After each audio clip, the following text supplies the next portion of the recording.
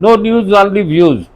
दोस्तों, वैदिक गणित और जो हमारी ग्रहों की चाल है उसको लेकर लगातार हम बात करते रहे हैं। हमारे साथ हैं प्रवीण दवे जी, हम आपका स्वागत करते हैं। आपने पहले बताया था कि एक ही घर में 6 ग्रह जब आते हैं तो बड़े उठापटक होती हैं और लगभग लगभग स्थितियां देखने में आई। युद्ध की स्थितियां बन गई थी, उठापटक हो रही थी, और अभी कोरोना जैसी संक्रामक बीमारी की भी दस्तक हो चुकी। देखिए, मैंने उस समय जब आपको एक जनरल परिभाषित किया था, उसमें बताया था कि ये जो साल आएगा इसमें तरह तरह की घटनाएं होंगी। उसमें भूकंप भी हमने बताया था, उसमें हमने वर्षा, पानी, चक्रवात, ये सब पहाड़ों का स्खलन होगा, ये होगा, सब होगा बताया था। अब आया उसमें ये रोग भी बताया था कि ऐसा महामारी, संक्रामक महामारी आएगी जो पूरे देश में विदेश में एक साथ फैलेंगी। अब उसके स्थितियां दिख रही हैं।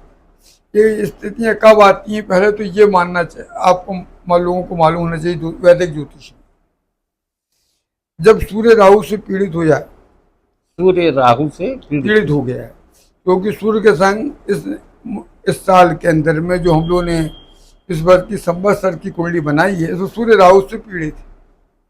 उसके कारण क्या हो गया कि और हर 11 साल में सूर्य में विस्फोट होते हैं। सूर्य में विस्फोट हर 11 साल उनसे जो आणविक विस्फोट जब होते हैं, उससे बहुत ज़्यादा ऊर्जा और एनर्जी निकलती है जो ब्रह्मांड से लेकर जमीन तक आती है। और जब भी ये ज्योतिष की गणना की गई तो सूर्य का बहुत बड़ा रोल अदा किया गया है।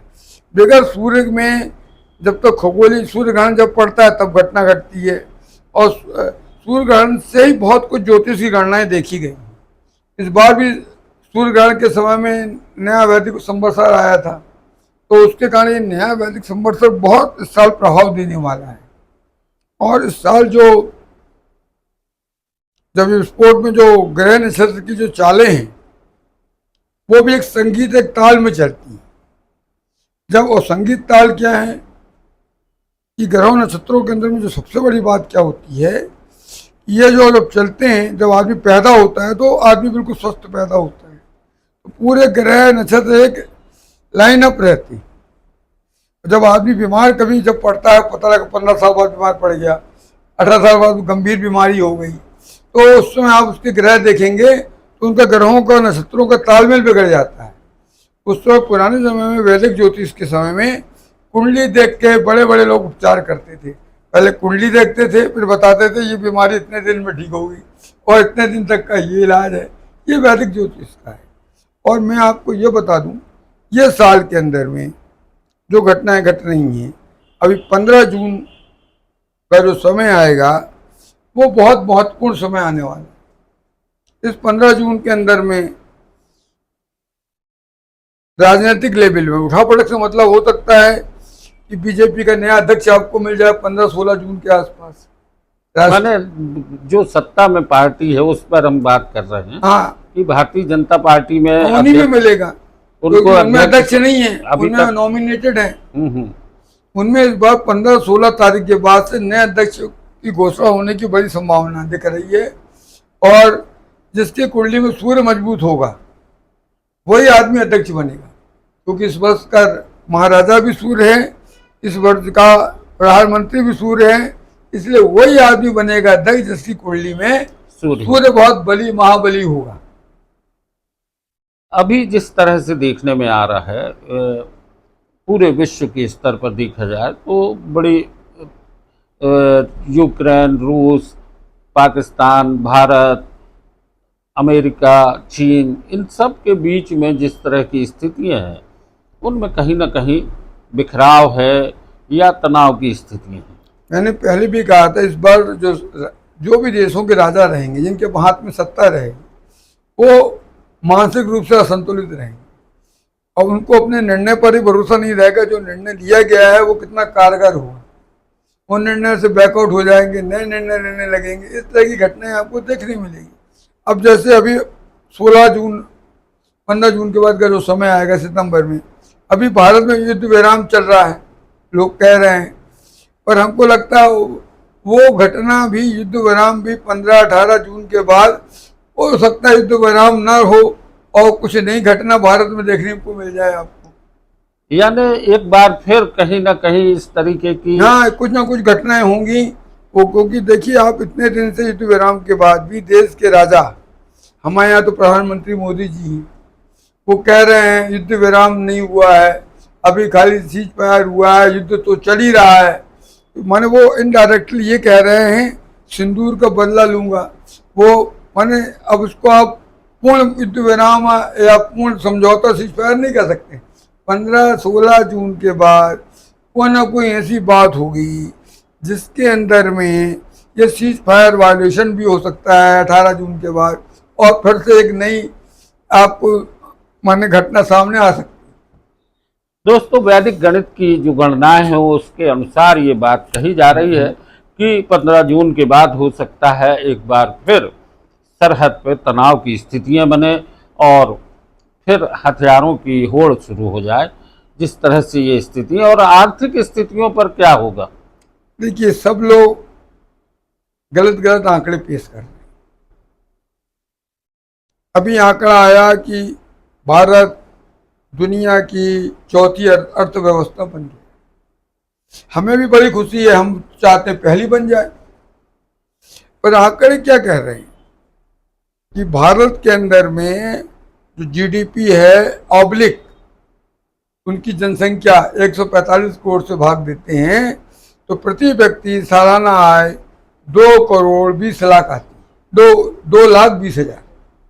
और 2,20,000 क्यों आती है पहले लोग ये नहीं जान रहे। उसमें उद्योगपतियों को भी अरबों की आय जुड़ी हुई है। यदि उनकी आय निकालने उद्योगपतियों को जो 5% 2% है तो पता लगा वो 50,000 भी ना है। और बड़े बड़े उद्योगपतियों की भी इनकम इसमें जुड़ी हुई है। जो यानी सभी को मिला के जो आंकड़े बनते हैं उसमें चाहे अंबानी हो, अडानी हो, तमाम बड़े जनसंख्या में तो अडानी अंबानी भी तो शामिल है। उनकी आय को जोड़ के आप 145 करोड़ में शामिल करते हैं। जनसंख्या में वो लोग जुड़े हुए हैं और उनसे आय जोड़ते हैं और उसके बाद प्रति व्यक्ति आय निकाल देते हैं तो 2,20,000 आती। अब अपन दूसरी अगर उनको हटा दें तो ये आंकड़ा और कम होता है। अब अपन जापान की चले। जापान की खाली 186 और 2187 एक का अंतर है अंत के आंकड़े का। और उसकी जो जीडीपी है प्रति व्यक्ति जो आय है जापान की मिनिमम जो बताई गई है वो 22,80,000 प्रति व्यक्ति है। हमारी 2,20,000 है। हम लोग चौथी अर्थव्यवस्था है। उसकी 22,80,000 है, वो 5वीं अर्थव्यवस्था है। अब अपन कैसे तुलना करें औद्योगिक विकास की। और अभी जो हमने देखा, अभी एक नया नैरेटिव देख रहे हैं कि विदेशी सामानों को मत खरीदो, स्वदेशी सामान ही को खरीदो। सरकार ये कह रही है हम भी चाहते हैं स्वदेशी चीज़ों का निर्माण हो, लोगों को आय बढ़े, मगर दिक्कत कहाँ आ रही है। जब तक सरकार 80% उन्होंने कहा है प्राइम मिनिस्टर साहब ने हमारे कि चाइना से वर्ल्ड में माल जाता है।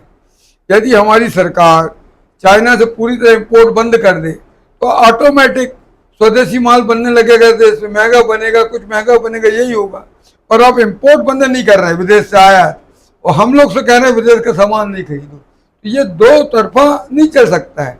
सरकार अगर चाहती है कि हमको अपने पाँव में खड़ा होना अपने देश को तो और विदेश स्वदेशी माल का ही हम उपयोग करेंगे। तो सिर्फ साफ मेरा ये कहना है कि आप चाइना से जो भी माल आता है उससे आप आयात बंद कर दें, ऑटोमेटिक स्वदेशी माल का बनना शुरू हो जाएगा। अभी मोदी साहब ने कहा वोकल फॉर लोकल। अब वोकल फॉर लोकल एक मैं इसलिए उसको जुमला मानता हूँ कि भारतवर्ष में पानी की टंकियों का निर्माण शुरू हुआ। एक छोटी कॉटेज इंडस्ट्री थी, छोटे छोटे लोग अपने अपनी जगह में वो टंकियां बनाते थे लोकल इंडिया में बनी हुई मशीनों से। चाइना की टेक्नोलॉजी आ गई।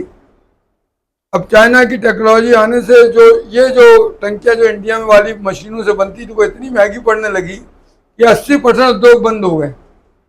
अब चाइना की टेक्नोलॉजी से टंकी बनी, सस्ती टंकी, तो आदमी भी सस्ती ले रहा है, दुकानदार को प्रॉफिट हो रहा है। तो ये हालत है लोकल फॉर वोकल की। दवे जी, विषय हमारा था वैदिक गणित ज्योतिष और अपन तो इस विषय पे आ ही गए हैं।